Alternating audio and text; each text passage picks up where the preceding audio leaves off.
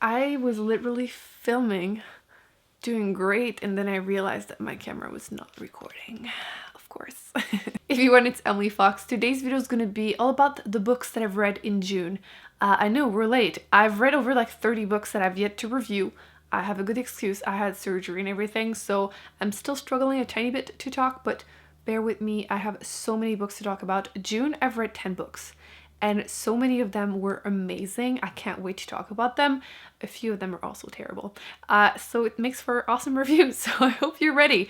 I read a ton of really great sci-fi books, but let's go in order. Actually, let me know in the comment section if you prefer me going in order that I've read them, or if you just really don't care, or if I should start with the best or keep them for last. Let me know. I always tend to just do them in order that I've read them. So the first one I finished was Walking to Aldebaran by Adrian Tchaikovsky. It's the author of Children of Time, the Spider sci-fi book that we've all heard me rave about. This is a short story by him, like a novella, I guess. It's 100 something pages. It's one of those stories that's like funny, yet are you oh my god, I can't say I can't feel my gums and my teeth really well, so like certain words are really difficult. Trustworthy. I can't say it. Oh, trustworthy. I can't say it. Trustworthy. Oh, kinda. Okay, this is gonna be a long video. Yeah, you're not sure if you can actually believe him and everything. It's strange but interesting. So basically, a team of astronauts are sent into space.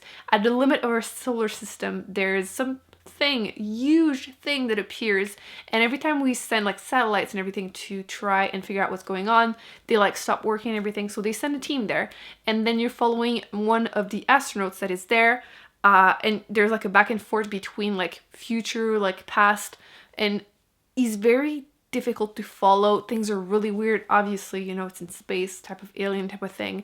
I don't want to say too much because it is so short, but it's one of those stories that there's like a little bit of a twist towards the end. And it was an interesting concept. If it's something that you're into, I would recommend checking it out. Then I finished, technically this was my big book of the month of May, but I finished it in June because, I mean, again, I had surgery. So, Dune. It's one of those books that tend to divide people. People either think that this is like a masterpiece, the best book that has ever been written, and other people think it's trash. I kind of am a little bit on the latter. I'm sorry. I really, really wanted to love this. I tried a physical book and then I ended up finishing it as an audiobook because I really, really struggled to get into it. It is very slow paced. People enjoy this because of the world building. And personally, I wasn't super into it. I didn't really care about the characters. I know it's basically like a forming a new religion in space type of thing. But I couldn't really stand the main character. I felt like the pacing was kind of weird. Like the main character learns to like be on the back of like giant worms in like 2 sentences. Then other things are stretched out like crazy. I thought his relationship with his mom, like the way she describes him sometimes is a little weird. And frankly, the whole trope of like, usually it's women that have all those powers that are like go through like generation of women, and then there's a boy that is born that has all the powers and he's stronger than every other woman that has ever existed. And it's like, okay, that also rubbed me a little bit the wrong way, I'm gonna admit.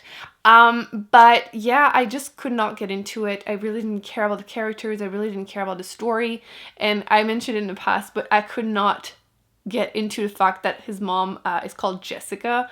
And like a sci-fi in the future with someone is called Jessica, it just did not work. Every time I would hear it on the audiobook, I would start laughing because it just made no sense to me. And like, I get that like the son is called Paul, but at least Paul kind of is making sense with like the religious team type of thing. But I don't know, I just could not get into it. I'm so sad. It's such a gorgeous edition that I have too, but I'm not even sure I'm gonna keep it because I kind of resent its existence and I just don't get it. Like, I know some people are like, oh my god, give me more, and I'm like, I will pretend I didn't read this. Which sounds harsh because I don't have that many things that I can list that I hated. It's just, I could not connect to it. It happens, right? The next one is one of the best sci-fi books I've read this year, or like ever. It's one of my favorite First Contact with Aliens now. So when I do that video, you know this one is going to be in there. And it is The Sparrow by Mary Doria Russell. This is such a unique type of First Contact with Aliens.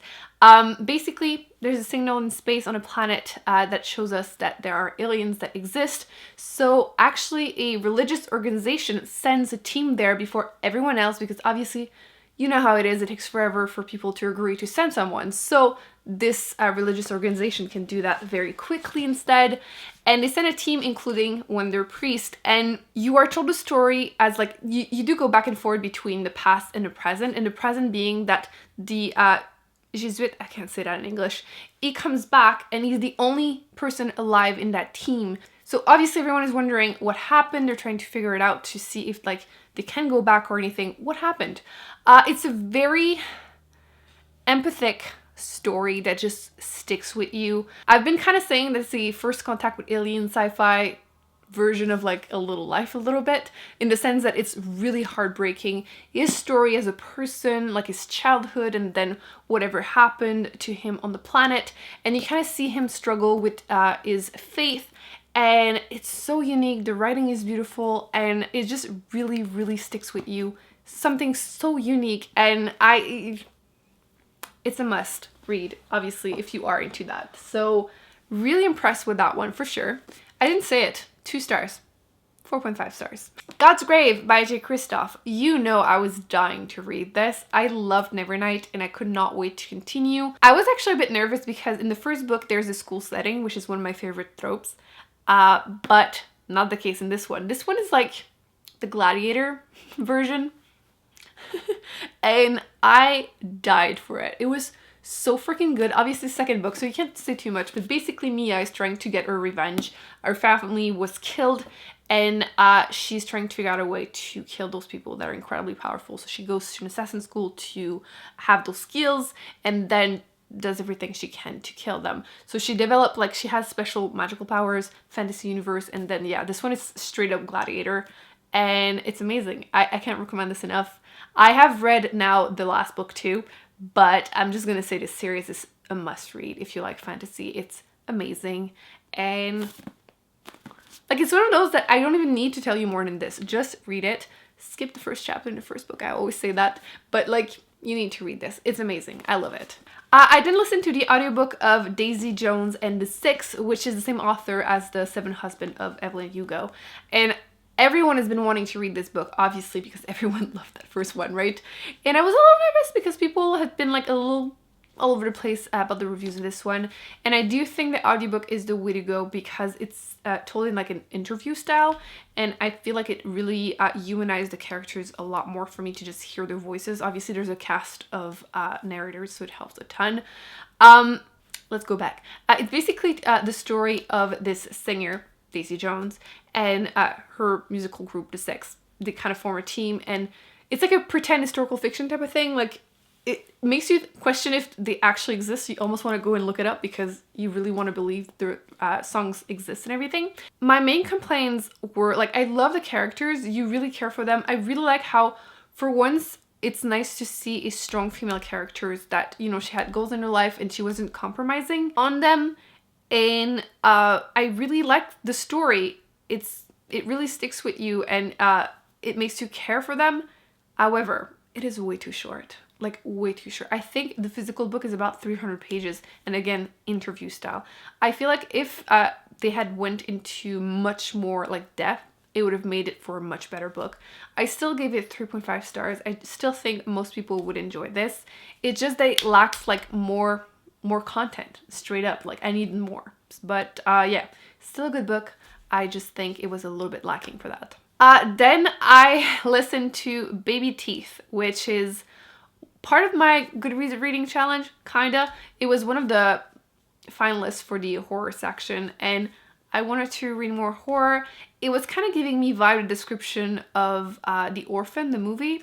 Basically, a kid is acting kind of strange, kind of like rebelling against her mom and then being very close to her dad, and you start wondering, is it something paranormal? Is it like incest? Like, what is going on? You're not sure what's going on.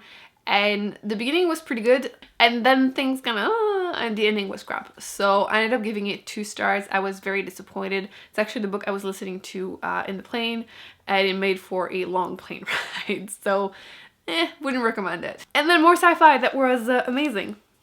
Spin. I know this might not make it like look like a really awesome book, but it is. I feel like this might divide people, but I love this. This is Spin, again, by Robert Charles Wilson.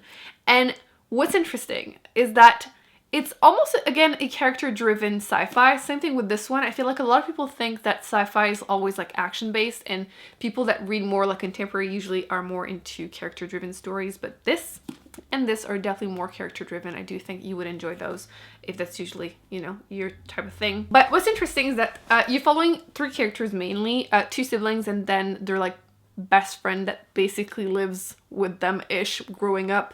They're outside one day looking at the sky, and then all the stars disappear. People start wondering what the hell is going on.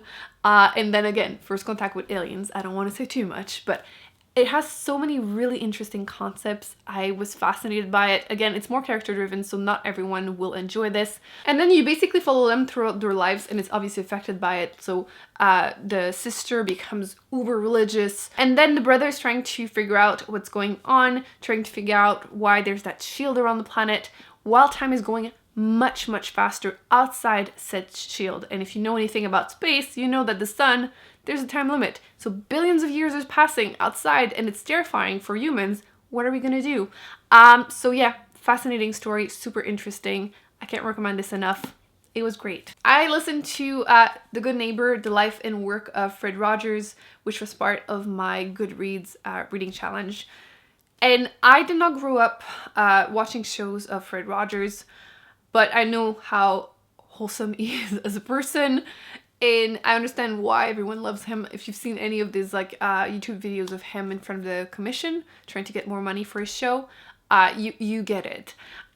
With that said, I usually base my rating on my enjoyment in a book, and I can't say I like had fun reading it, or I should say listening to it. But if you're really fascinated by his life story, by him in general, I would recommend it. There's definitely a ton of information. And it was kind of interesting to see how it used to be kind of controversial, even though now nobody would really see it that way. So I definitely learned a ton more about him and his life philosophy and everything. So not a bad book, I just don't think it was something that was for me. Then I read Radio Silence by Alice Oseman. It's a very, very popular YA contemporary, like LGBTQ plus book.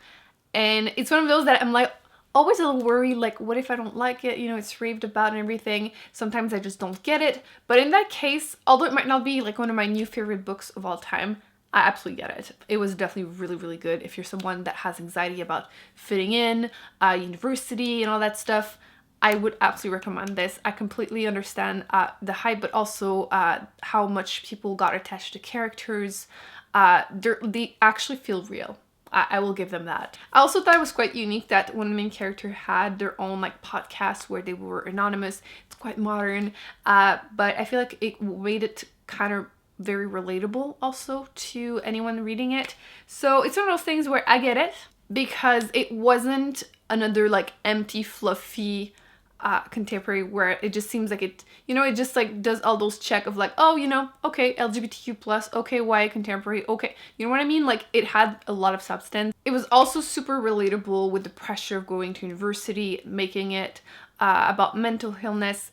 I can't pronounce it with my mouth right now. And just basically figuring out what you're gonna do with your own life. So everything will hit very close for a lot of people. And then the last book I finished was a collection of short story, which was called Exhalation, from the same author that wrote the one that became the movie The Arrival. I was dying to read more by him. And these are also super, I swear, he creates the most unique sci-fi short stories like ever. These are all kind of like possible futures linked to technology. And again, I can't say too much without spoiling anything because they were so short, but they were super interesting. I listened to them as audiobooks. Definitely would recommend the audiobook. It was great. It was really interesting to just read about some possible futures. For example, if robots started being used as pets and trying to see how much it can develop. Like, are they kind of like children? Are they like their own person? a lot of interesting concept, would recommend. So those are 10 books that I read in June. I hope you enjoyed it. Don't forget to give it a big thumbs up. I will be coming up very soon with the ones in July and then August, because the end of the month is approaching really fast. I hope you enjoyed it. Don't forget to subscribe, because you definitely don't want to miss all of those. And I will be putting some more videos on the screen that I recommend you check out, and I'll see you in my next one. Bye.